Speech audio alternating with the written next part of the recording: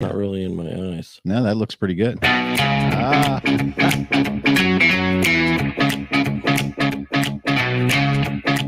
love going live early. You never know what Robert's going to say.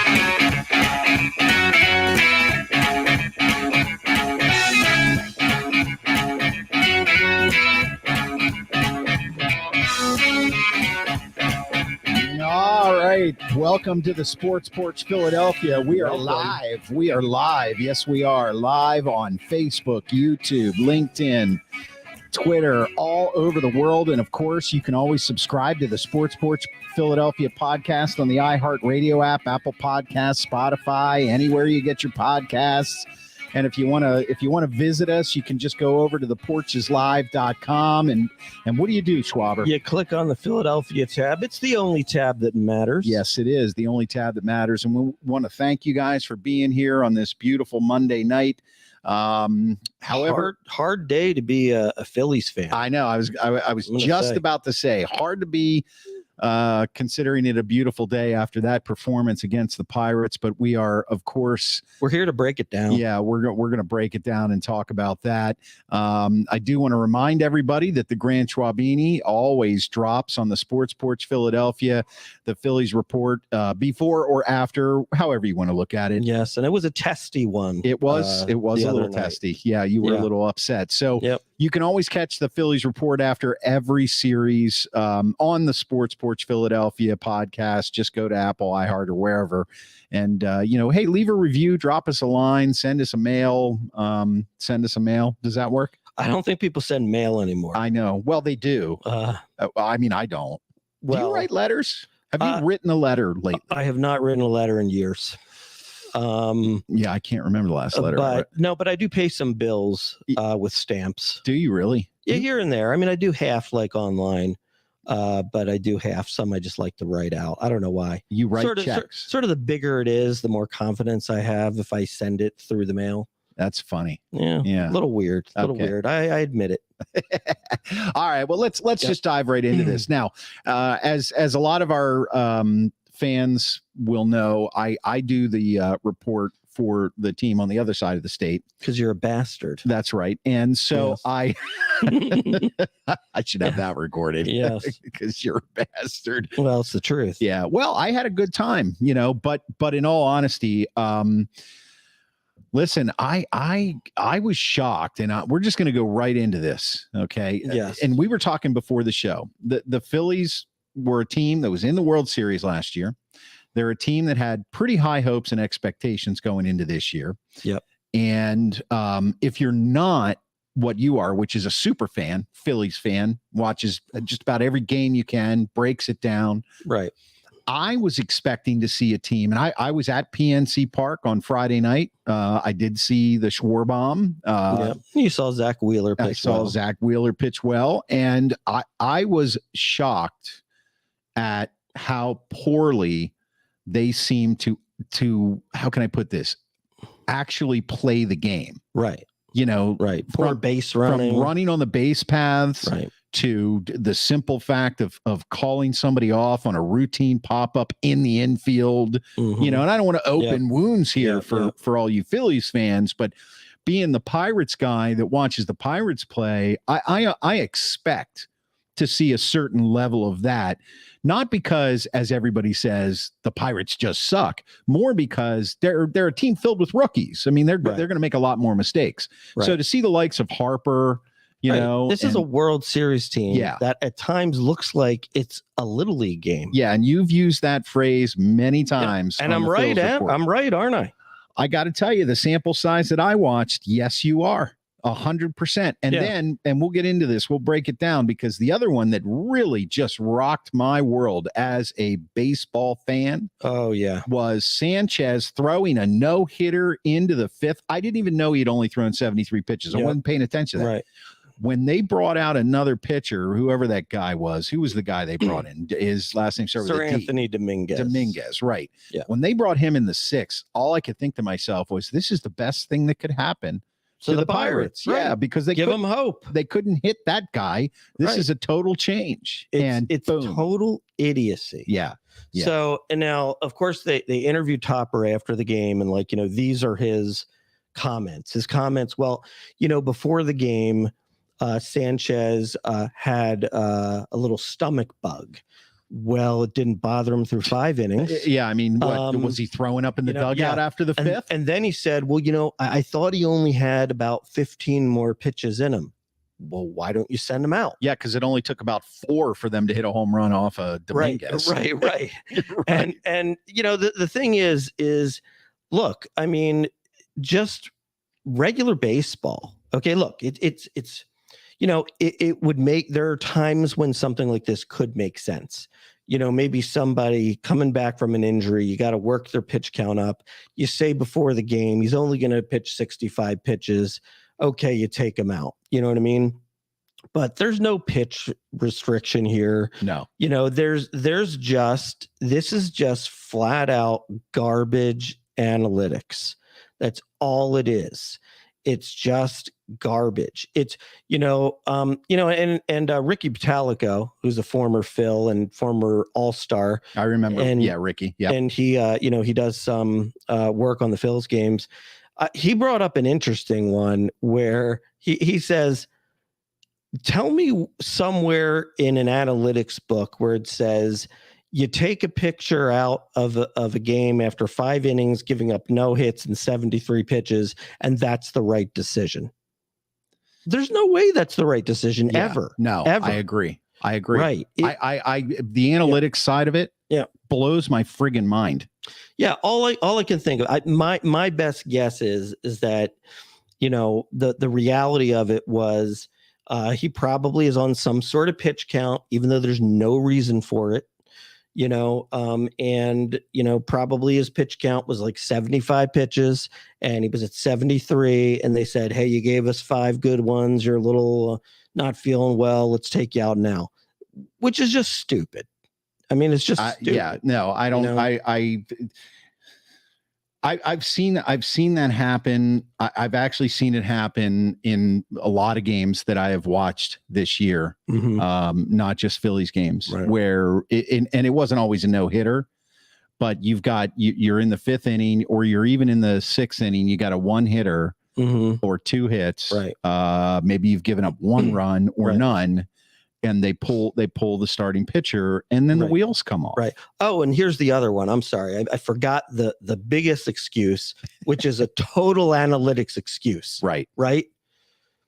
Sanchez doesn't do as well when he goes the 3rd time around the order. I've heard that over and over. I mean, give me a freaking break. Well, how about the fact that today nobody can touch him? Right. Yeah. How about the fact that he's pitching lights out right now? Nobody can hit him right now. Right. I see analytics to me. It seems to be a crutch for most, and I'm talking about most, good, bad, indifferent, most major league managers. Yeah. If you follow analytics, the statistical side of it, you're going to err on the side of what the analytics say is going to happen. So you've got a much better chance of being right more than you're wrong. And then if something goes wrong, you can just use analytics as your excuse. Right. And to me, that's not managing a team. That's like, but I've always equated baseball as a chess game. You've got one player over here and one player over here. Those are the managers. Right. And then you've got all the pieces. Those are the players.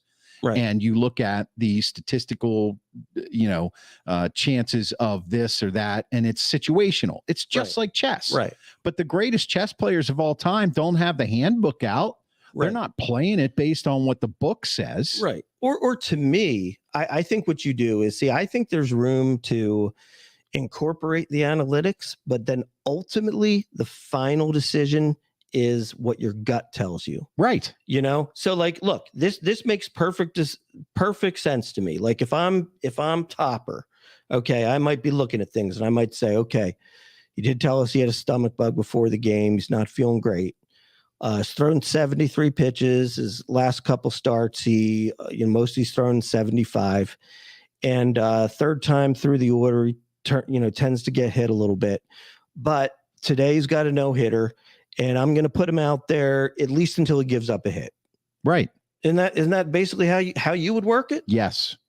That's it. I would have left, plain and simple. Right. I would have left him out there. Right. Because sooner or later, if a pitcher's going to develop, right, they're gonna pitch more than 75 pitches on a regular basis. Right. And this is the chance. This is the spot at which he was demonstrating to you that he was ready to do that.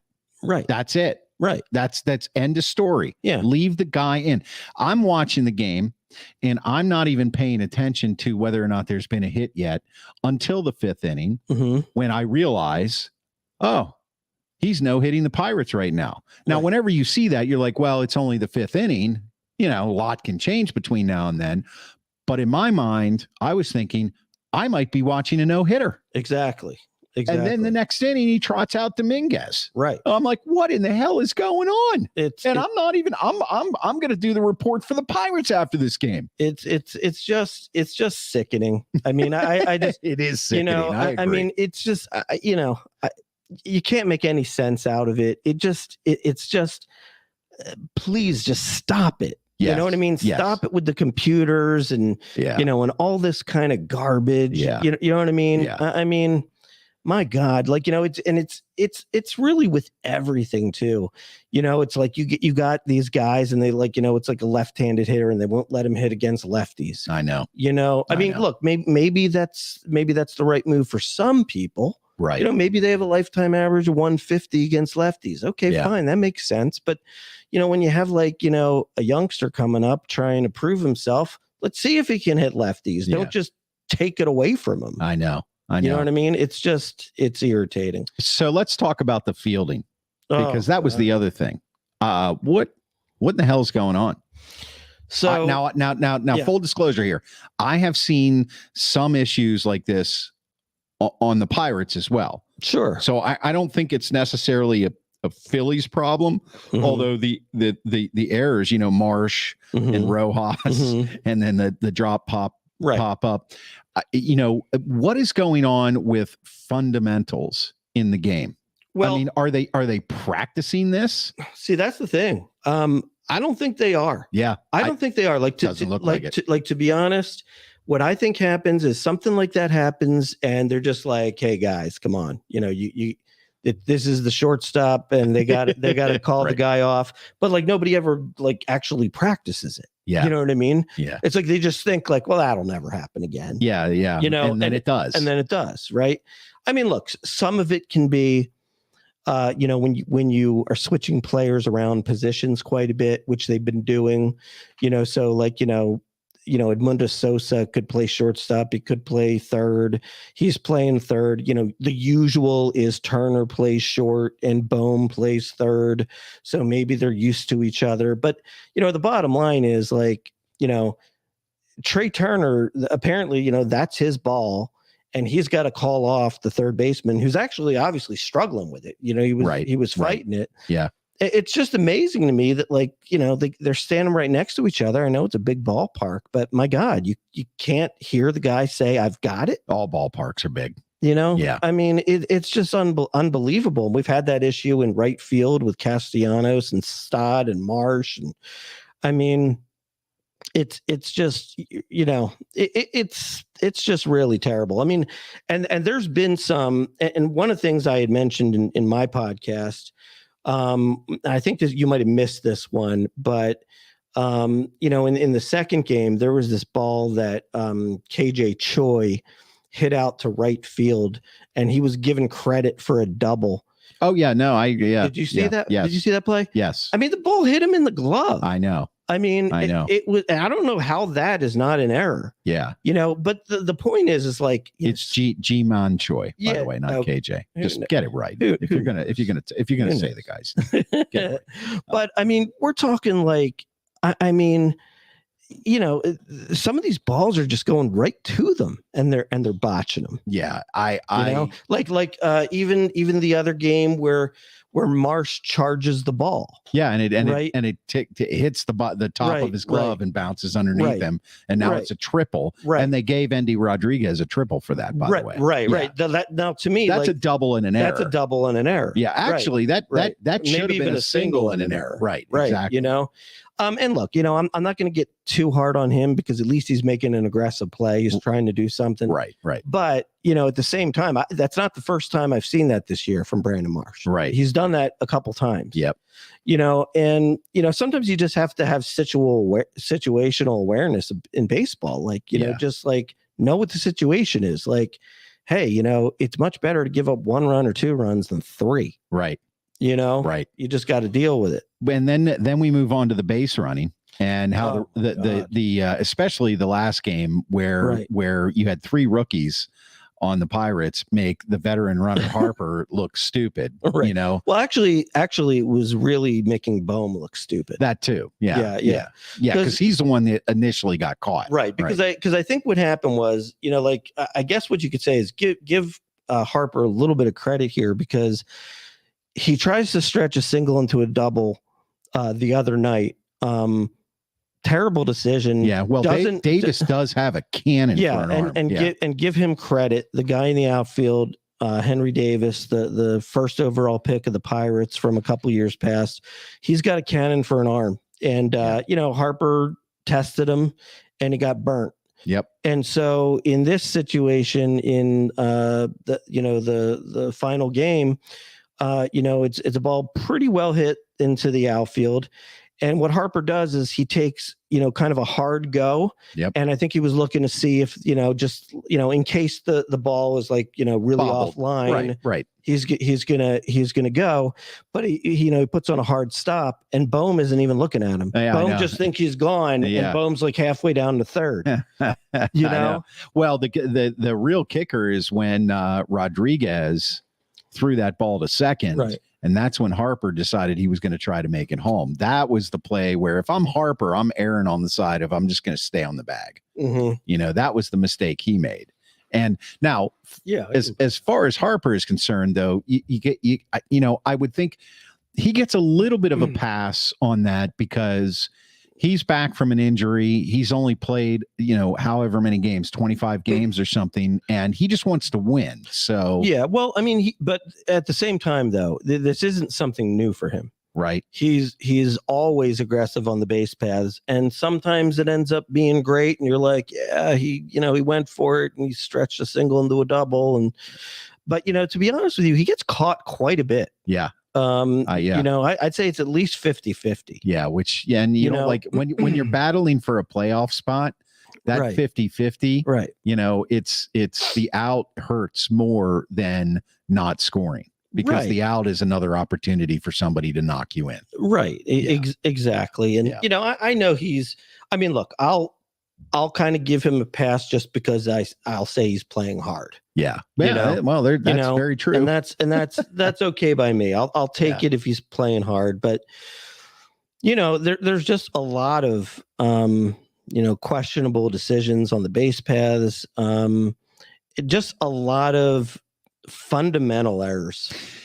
And one other thing that I've been kind of tossing this around, and we've talked about this a lot, is I know Schwarber is in the leadoff spot, and I watched a Schwarbaum the other night. Mm-hmm. You watched the perfect Schwarbaum game.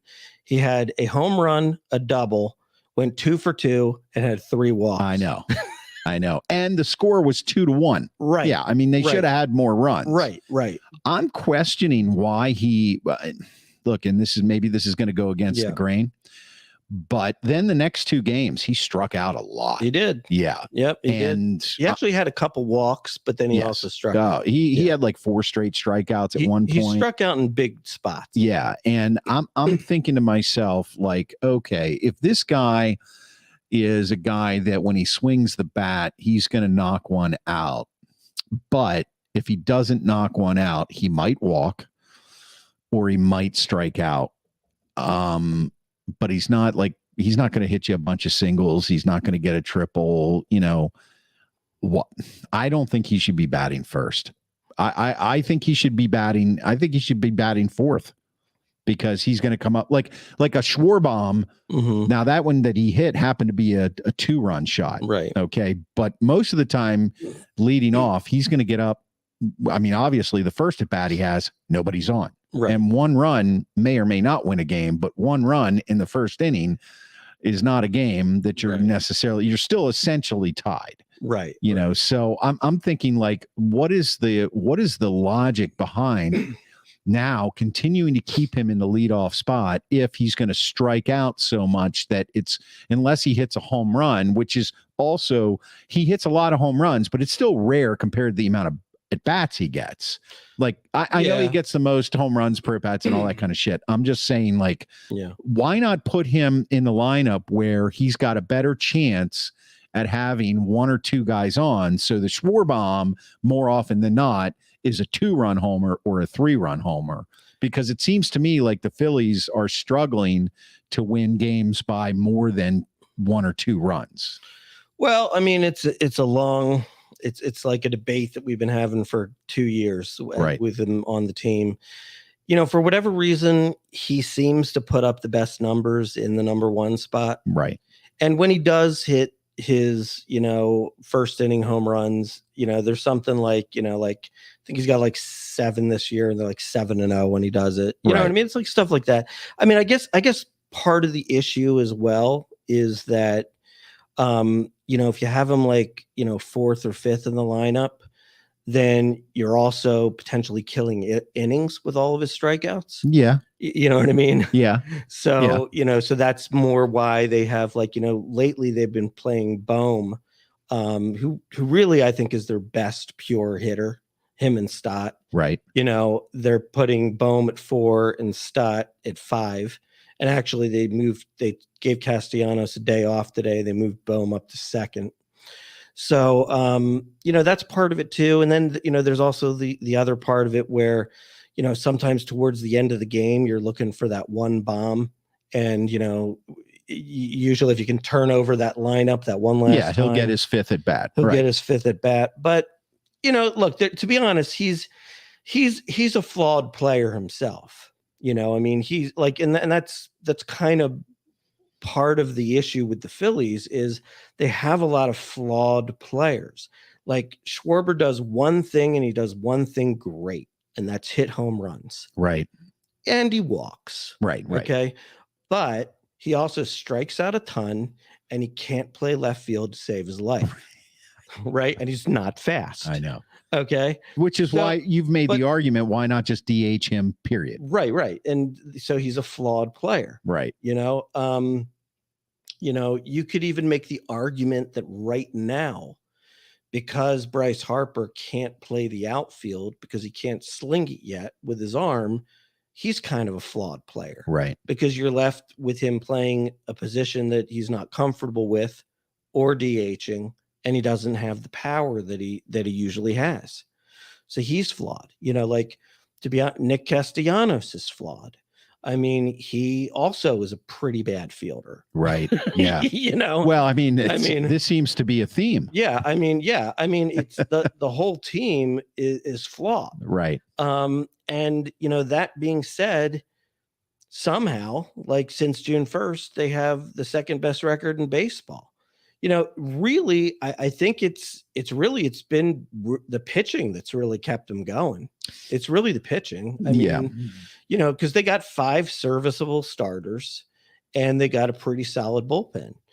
But, it's just, to me, it's very frustrating because the reality is that you've got, your star players are Schwarber, Harper, Castellanos, Trey Turner, and JT Realmuto, and all of them are having bad years. I mean, Nick Castellanos' first half had a great year, but second half is the worst player in baseball, hitting 110. Right. Yeah. So, and Trey Turner doesn't seem to be coming out of it. He's a 295 lifetime hitter. He's hitting 242. Yeah. And he's, and he and Nick Castellanos, I mean, geez, just just throw them a curveball low and away and they're done for. Yeah. I mean, they can't lay off it to save their life. Right. And it's just like I've told you, even though they're like, they're half game out of the playoffs, but they're bouncing back and forth between playoff position. They're an absolutely agonizing watch. Yeah, it was agonizing. Yeah. I hate to admit it, but it was, and coming from where I sit, that's like double agonizing. Right. And then, the other way I look at it's sort of like this. Now, like last year, they only made the playoffs by one game. Yeah. Okay. Yeah. And the way I'm looking at this year, you basically have all separated by like a half game. You got the Phillies, the Reds, the Brewers, the Marlins, and the Diamondbacks. Right. Okay. So basically, well, one of those, Milwaukee or the Reds, or maybe even the Cubs is going to win that division. And I talked about the Cubs earlier in the year. I said, look out for the Cubs because they've got a much better team than they're playing. And now all of a sudden they're playing good. So look, one of them's going to win the division.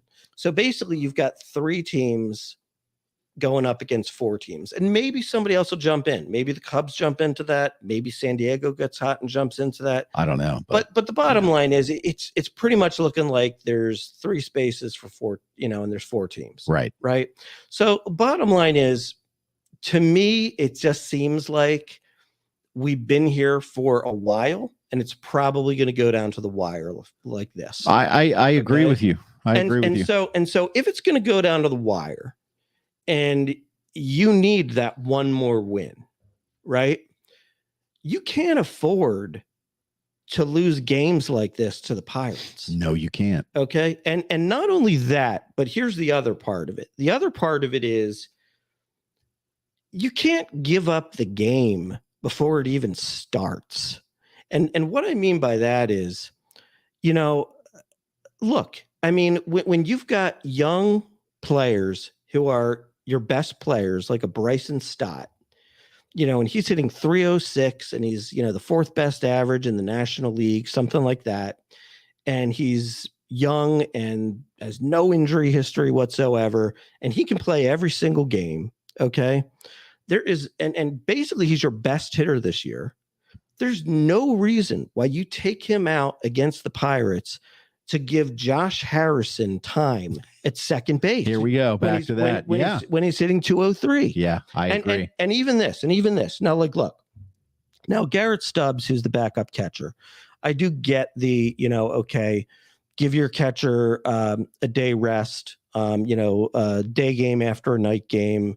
And JT does play a lot of games and Stubbs doesn't play much. And Stubbs has been a much better player last year than he's been this year. But the bottom line is he's also hitting 203 this year. And, you've got, your best catcher in baseball, who's been average, hitting like 245 with like 12 home runs.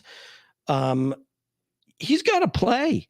Yeah. He's got to play. He can't not play against the Pirates just because you're thinking, well, it's the Pirates, so maybe we can give JT a rest today and give Stoddard a rest because we got 4 coming up against the Marlins. And maybe we can get out of this one with a win. There's no urgency. Yeah. Every game's important. Yeah. And every team in Major League Baseball, look, some teams are much worse than others, and the Pirates kind of fall into that category. But they're still Major League Baseball players. And if you make enough mistakes, they will find a way to win. As is indicated by losing 2 or 3. Right. And the second game that the first game that the Phillies lost on Saturday, they walked 9 times in that game. I know. I mean, it's like the Pirates were trying to give them the victory. Beat us. Right. Yeah, and that's what the Pirates do. They serve the game up to you, and then they win by luck, which is what happened at the end of the game yesterday. Yeah. Right.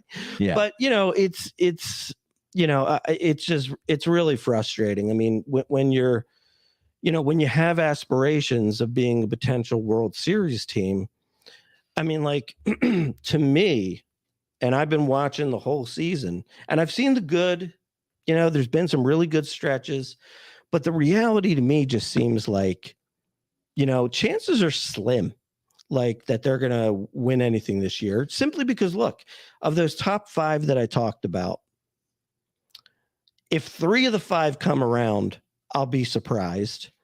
I'm saying they'll probably just continue to do what they're doing this year. Right. And beyond that, I mean, you're basically, you're throwing hope into the air and just saying like, hey, let's hope that they get hot again. And that's it. And that's it. Yeah. And that's it. Because, the reality is, look, somehow, they beat the Braves last year. And they probably beat the Braves because the Braves were overconsumed with winning the division, and they were behind the Mets the entire year. And on the last game of the year, they beat the Mets to take first place, and then they got their bye.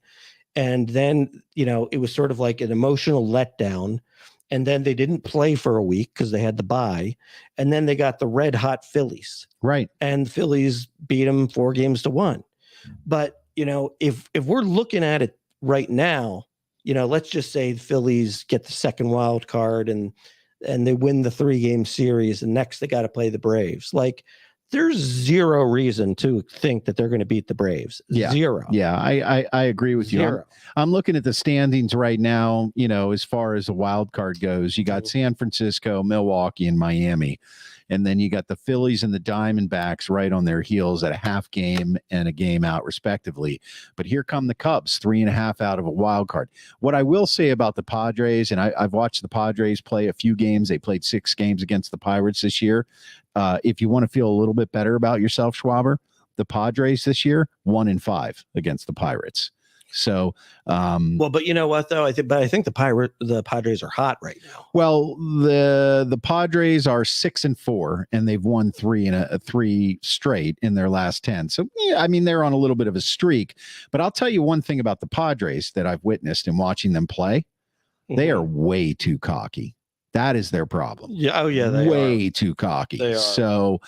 I don't see. I would be surprised if they made the playoff. Well, I guess I wouldn't be surprised, but I've been saying all year long that there would only be one playoff team coming out of the Central Division.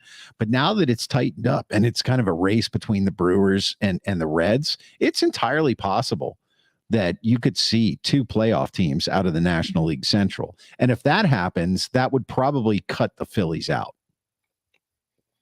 Yeah. Yeah. What are you doing? Reading an email or something? Well, no, I figured maybe Have you had it with the Phillies talk? I figured maybe what I could do is break some breaking news with a trade of some sort. Okay. Patrick Bernard says, "What's up, fellas? What's up, Patrick? How are you?" Hey, Patrick. And here's the other thing. The other thing is that I'll tell you what else I think happened here is that the Phillies had an opportunity, okay, to get Cody Bellinger or to get Juan Soto, and they blew it. What they did was they didn't act when those 2 teams were, adamantly putting it out there that they're selling. Yeah. And both teams got hot. Like the Cubs won 9 in a row. Yep. And they're back in the race. And then they said the other day, Cody Bellinger's unavailable. I think that was yesterday. And it was the same thing with, the Padres and Soto. So by waiting till the very end so you could hold on to your prized prospects, they blew it. And now there's basically nobody left. No, there isn't. And if I'm choosing between those 2, I would look at chemistry, and I would have taken Bellinger all day long over Soto. I mean, Soto's a better player, but Bellinger is a better locker room guy, and he's a pretty good player. There's now, from what I understand, there's really only one guy left now. Yeah, which is that Teoscar Rodriguez, I think his name is. Yeah. Or Teoscar Hernandez, something like that. He plays for the Mariners, and apparently he's available. He's got 15 doubles, 16 home runs. Last year he had 25 home runs. The year before he had 32. So he's like a right-handed outfielder with pop.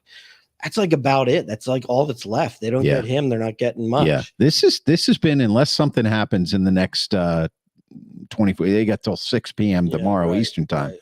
Unless something happens big, this has been a fairly quiet trade deadline. Well, and you know what it is? That's the other part of it too, is that it's all because of the 3rd wild card. Yes. everybody's in it now. Yeah. Everybody's in it. Yeah. Or at least if they're within 5 games, they feel like they're in it. Like they're in it. Yeah. Right. Exactly. Yeah. So that's the problem with that. So and I'll tell you what, my other thing that I know like nobody would really get on board with is I also feel like you should trade Aaron Nola. I mean, now, I know. And here's the reason why. The reason why is he's a free agent next year. Yeah. Well, okay. Yeah. And in my mind, there is just no way he's worth what he's gonna get. He's gonna get a massive deal. Somebody's gonna do it, and they're gonna say, hey, you know what? If first of all, worst case scenario, the guy pitches more innings than anybody. He's like the biggest inning eater in baseball. And, the bottom line is like, strikeouts are high. He's had like 3 years where he's been in the top 5 of the Cy Young, and he's fairly young. So somebody's going to give him a huge deal. So you're going to lose him for nothing. I mean, what I would do, and I know it's crazy because it's like, the dreaded, hated Mets. Right. I would see if I could trade him for Verlander. Because Verlander's 40. Right. He should be traded. But he's got like a 1.18 ERA in his last 7 starts. Yeah. Okay. Yeah. And we need somebody better as the number 2 starter. And I don't think Nola's going to come around this year. Yeah. It's just, you never know what you're going to get. Yeah. I'd say, hey, why don't you take Nola and, hey, you're going to spend some money. So see if he likes it in New York and spend the money on him and give us Verlander. Yeah, that's never going to happen. Yeah. But who knows? But why not? Yeah, but at the same time, okay, Nola is being Nola right now. But don't you think there's a chance that if the Phillies sign him too long, do you think there's a chance? And then let's move on to the Eagles here. Yeah. But let's bring it back to the Eagles. Yeah, let's do that. And but I don't know. Well, there's a chance. Look, you can't trade away arguably your number 1 or 2 starter when you're in the hunt for the playoffs. That would make no sense from a baseball perspective. Well, but I get what you're saying. No, well, so here's what I'm saying. What I'm saying is, what I'd like to see is our general manager like take a chance. Do something nutty that might seem nutty, but turns out to be a great move. Yeah, but why would he do that? They don't do that. But he should. They don't do it. He should. Well, you don't have Mike Ditka as your general manager. Well, but think about it this. Well, Dave Dombrowski, 18 players for Ricky Williams. Well, listen, Dave Dombrowski is known as a deal maker. Yeah, that's true. That's true. So, look, you've got a pitcher right now that, let's face it, they're pitching average. I mean, they got a 4.5 ERA. Yeah. They're like 9-7. One outing, they're great. One outing, they're terrible. So you basically can't rely on them. You're going to lose them for nothing next year because you're probably not going to resign them because it's not just me, nobody can handle another year of the up and down of Aaron Nola. Right. So why not unload him and get something where, like, look, maybe it's not the Mets, maybe it's somebody on another team, but some pitcher who's aging, who's still pitching really well this year, who's owed a lot of money, but the Pirates got a guy. His name's Rich Hill. Why don't you bring in Rich Hill? Well, not that guy. He keeps you in games. He does. No, it's very deceiving. He's terrible. He's very poor guy. I say that every time I say his name. All right, listen, I want to remind everybody that you can catch the Phillies report before every series on the Sports Porch Philadelphia podcast. And where can you get the Sports Porch Philadelphia podcast, Schwaber? You can get that on iHeartRadio, iHeart Podcasts, Apple Podcasts, Spotify, or anywhere you get your friggin' podcast. There you go. Yeah, that's right. That's what I'm saying. Oh, I like that kind of party. I always hit the wrong button. I do. Yeah, I do. That's Mike Singletary coming at you. There you go. Okay, moving on here. Let's talk about Eagles camp. And yes, they're bringing back the Kelly Green Day. Let's pull it up on the screen. So we got to pull that up on the screen here. Let me do that for you here. There it is, Kelly Green. There it is. Kelly Green is back. And Chris, when you see that logo, who is the player that you first think of? Well, the first player I think of is Randall Cunningham. Sure. Now, you would think that I might think of Reggie White. He's second. But to me, it was always like I watching the Eagles and full disclosure, guys, Mark's your Philly guy here. I happen to be a lifelong right. You're just on this show because Redskins you're pretty good at podcasting. Other than that, you're useless. Yeah, pretty much. Yeah, especially as a fan. I mean, but I watched a lot of, where I was during the the playoff game? Where? I was in Honolulu, Hawaii. It's odd. I was in St. Croix. How about that? We were both in the tropics. Yeah, how about simpatico. So we were, and I was staying at a YMCA. No joke, in Honolulu, Hawaii. Long story. Don't even want to go. It's not worth wasting everybody.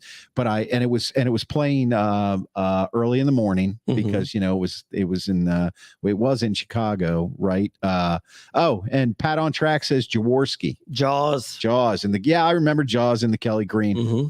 But anyway, but I watched Cunningham. The guy was a magician. He really was. Oh yeah. I mean, he is one of those quarterbacks in the NFL who I actually, even though I never rooted for him as a fan because he was always on the opposing team for me. Right.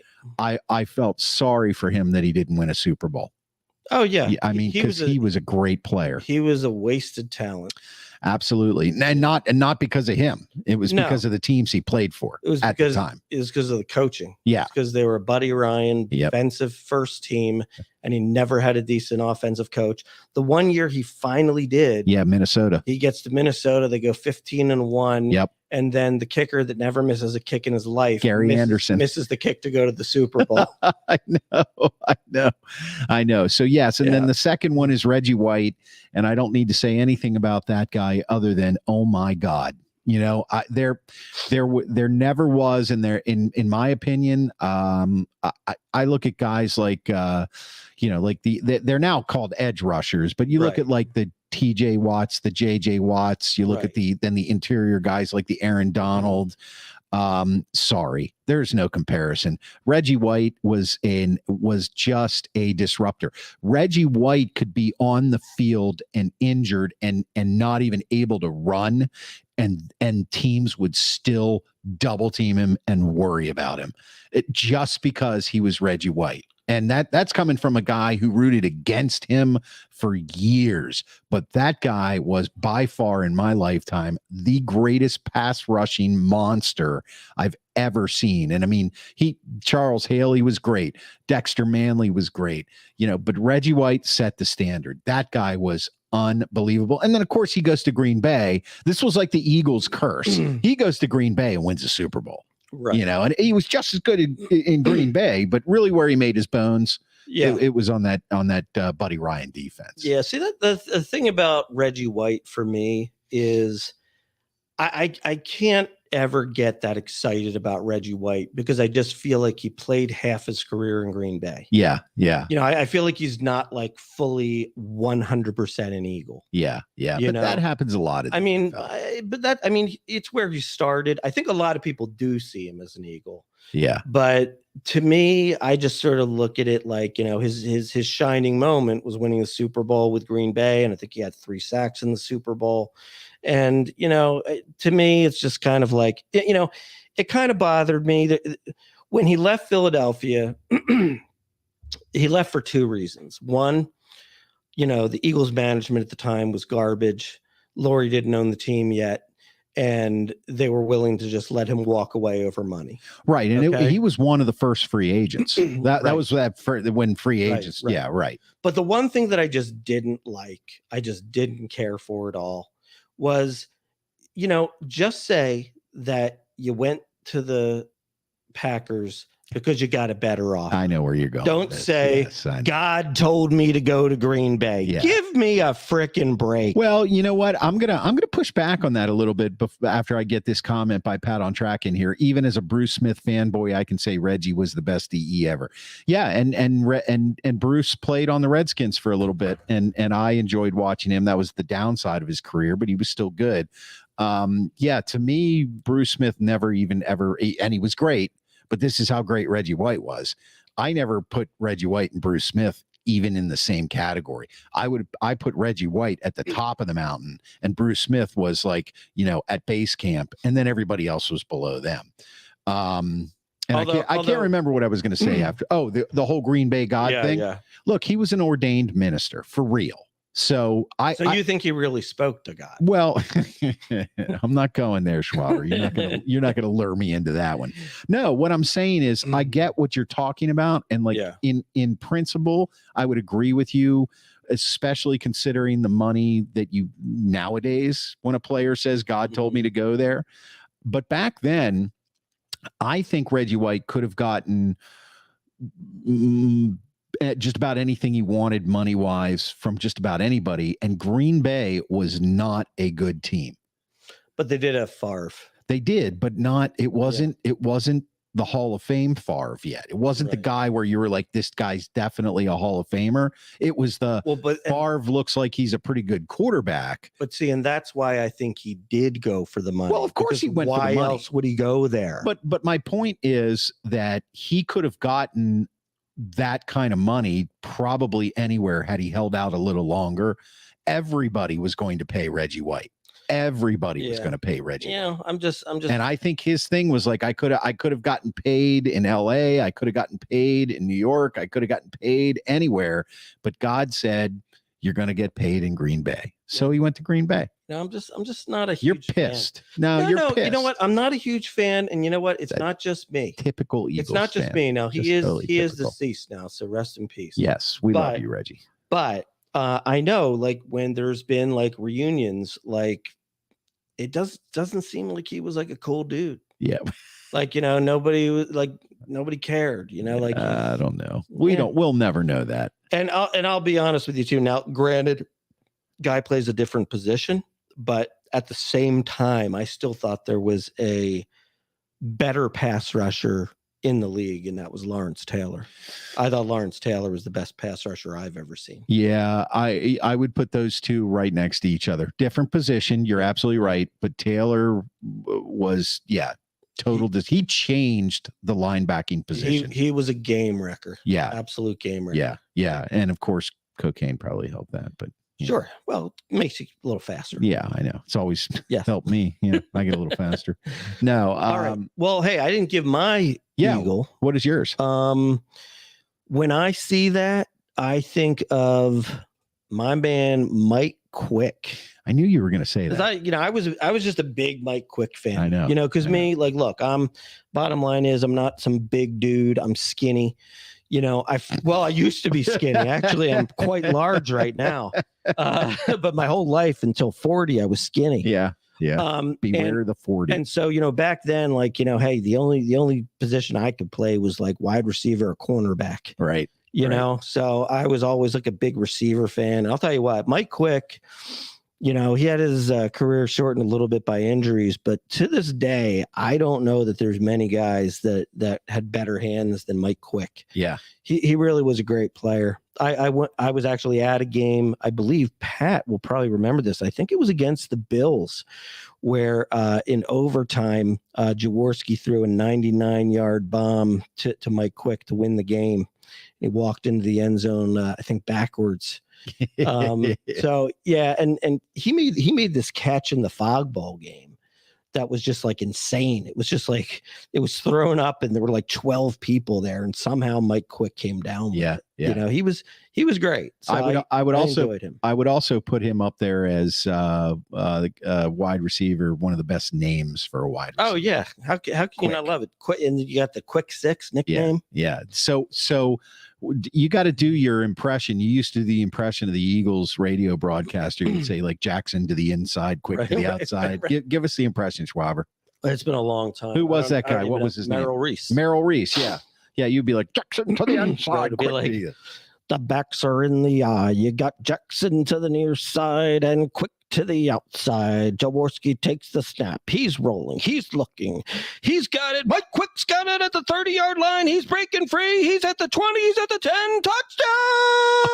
Touchdown! There it is, buddy. There it is. There it is. One for the ages. I did it as best as I could. Yeah, I think you did it pretty well. And I just remember college. You did it all the time. Ruby, Seth Joyner. Yep, there you go. Oh, yeah, Seth Joyner, man. Who the hell is Hero Granger? Who the hell knows? Hats off track. Who the hell knows? But yeah, Seth Joyner. Seth Joyner in the Kelly Green. Seth Joyner I'll tell you what, he's a great player. He actually should be in the Hall of Fame, and he's not. And there's really like no reason for it at all. He's like one of these guys who's like the only guy who's had like, 30 interceptions and 30 sacks and this and that from the linebacker position, but somehow he's not in there. I don't know. But he was a great player. Who's here? Hermione Granger? Erase my memory of that. Hermione Granger is from Harry Potter. Yeah. I did not sound like Hermione Granger. That's ridiculous. This is Hermione Granger. Harry Potter? I didn't even know you could do that. Sure. Yeah. Have you watched all I'm that? Hermione Granger. How will you, Ron? And Harry Potter? Oh my God. Is it Voldemort? Did you watch the Harry Potter movies? I watched the first one. The first one was great. I have to say, get presented that world to you. Groundbreaking. And I think I watched like the second and the third and thought that they were decent, but then I tailed off after that. Yeah. Did you ever buy yourself a wand? No, but my niece Madison has a wand and she's actually really good with it. I mean, she can do some spells. Can she? Yeah. Can she change water into wine? I don't know, but she can make feathers lift. Oh, wow. Yeah. Yeah. Well, now as far as the Kelly Green goes, this is their throwback jerseys, but didn't I hear you say a while back that they've applied to reinstate Kelly Green as the colors, or were you just talking about its throwback? No, they haven't. I mean, I think a lot of us would like them to do it. But I think the bottom line is that when Lurie bought the team, I think he was the one who changed it over to the midnight green. Right. So I think he likes the midnight green, and they also won the Super Bowl in the midnight green. Yeah. But I personally like this color better. I'm a big believer in, I think that you should change the uniforms, like, not all the time, but like maybe like once every like 20 years or so. Yeah. Just do a flat out change. Like for example, I really liked when the Buccaneers went from the creamsicle jersey to like, creamsicle, to kind of like what they have now with like, the Buck flag on the helmet and kind of like the pewter gray. Right. And I just feel like the colors get a little blah old after a while. Yeah, exactly. And it's one of those things, like some of the teams, for example, like the colors are actually like, they're only good if the team's good. Yeah. You know what I mean? Like actually a perfect example for that is Pat and your Bills.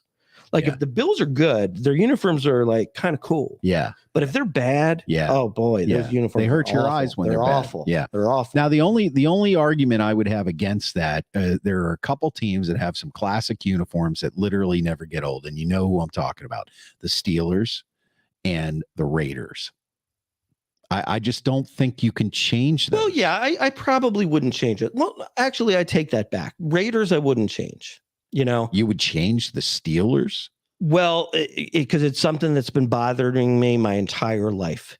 It's not frickin' black and gold on the uniform. It's black and yellow. Okay, so you would go. I would turn that yellow into like that Rams gold, and it would look so much sweeter. Yeah, or the Redskins, or the old Redskins burgundy, and then the gold. Right. I don't like the mustard yellow. Yeah. It's not gold. Yeah.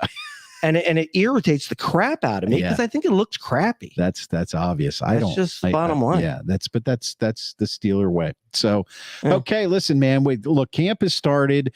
We'll brush up on any stories that are coming out of camp when we have more. Pat says we had to get a refund for our 81 Phillies strike tickets. My dad, I think we'll park here, Patrick, as we pulled into Dick Vermeil's space at the vet.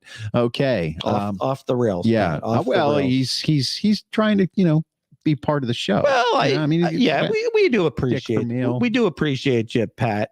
somehow I don't think that you were lingering around Dick Vermeil's spot. Yeah, well, who knows? You never know with Pat. You never know though with Pat. Pat's the kind of guy that he could just like show up in some world. Like there could be actually a picture of Pat on the picture of the guys on Iwo Jima. He could have and my dad said, let's go to this island. And then they were putting the flag up during the war. When I think of when I'm thinking of Pat, I'm thinking of like somehow like Pat sneaks into the vet and just is like handing out towels to the players as they come back in the locker room, and nobody thinks that this is strange. They're just like, yeah, he's the towel boy. He's the towel boy. Yeah. I think you might be onto something. Yeah. We could use this. Yeah. We'll talk soon, Pat. All right. We'll talk soon.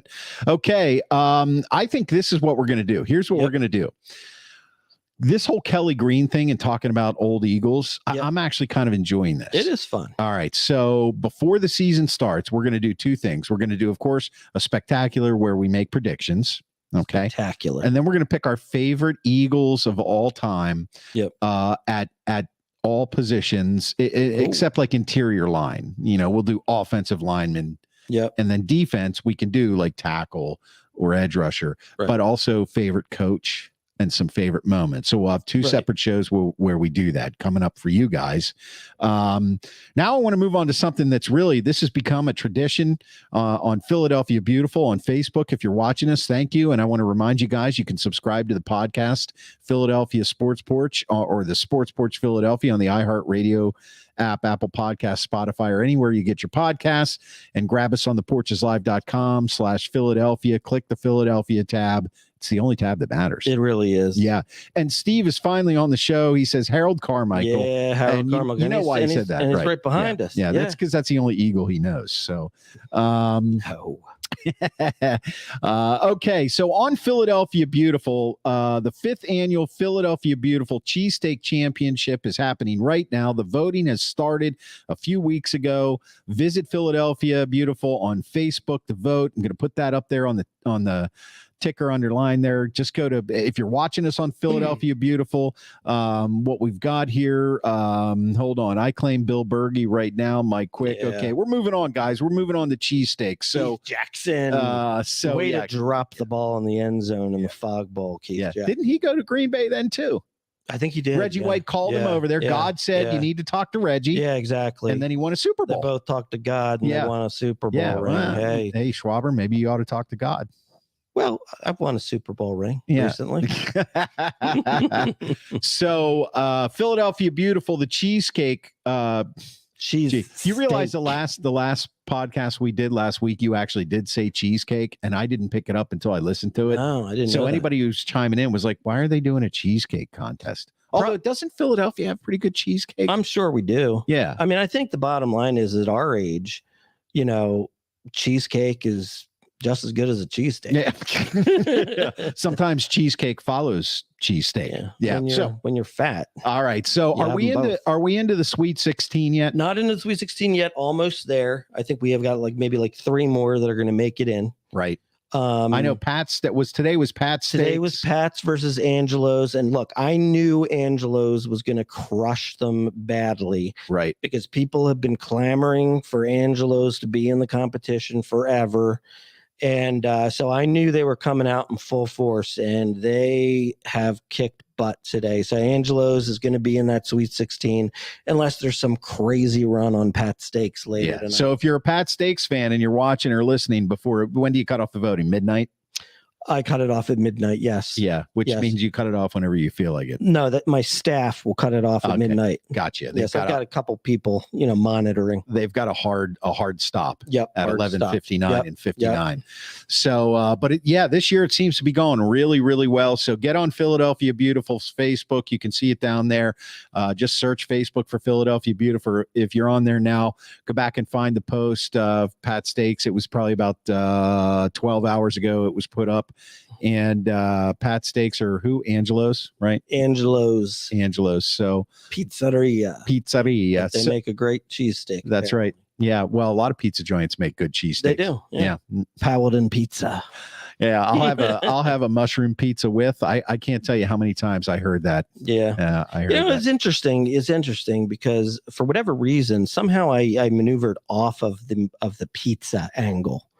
I'm more just like a mushroom whiz with Gotcha. right now. Yeah. I'm not a I don't do the pizza much anymore. Like, you've got to be a pretty special place for me to order the pizza. Like, I don't want you ruining it with the pizza sauce. Yeah. It's got to be the right kind of pizza sauce. Yeah. I was always just a whiz with, you know, because I'm not a fan of the pizza sauce on the cheesesteak. I like pizza sauce, believe it or not, on pizza. Yeah, it's good there. Yeah. Yeah, it is. Yeah. So this year's contest is going really well. So please get out there and vote. Love the response we're getting. Absolutely incredible. We've probably had at this point over 5,000 votes. Oh, easy.